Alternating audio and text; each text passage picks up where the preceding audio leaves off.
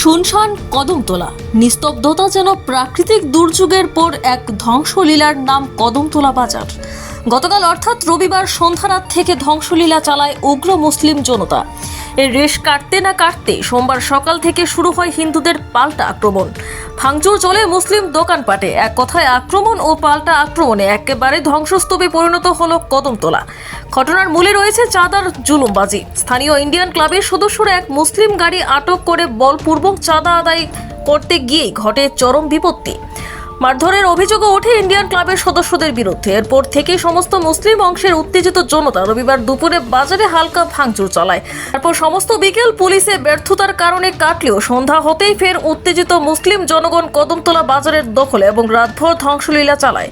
ছোট বড় একটি দোকানও রক্ষা পায়নি আক্রমণকারীদের হাত থেকে। মূর্তি পাড়াতেও চলে ভাঙচুর। বেশ কয়েকটি মূর্তি ভাঙচুর করা হয়। তবে জেলা পুলিশ সুপার ভানুপদ চক্রবর্তীর ভূমিকায় সবাই নিন্দা প্রকাশ করছেন। প্রশাসনের উপর আক্রমণ চালানোর পর সিআরপিএফ জওয়ানরা টিয়ার গ্যাস ছুড়ে এরপর বেশ কয়েক রাউন্ড শূন্যে গুলি চালায়। এতে ঘটনাস্থলেই সুলতান আহমেদ নামে এক যুবক প্রাণ হারায়, আরও বেশ কয়েকজন আহত হয়।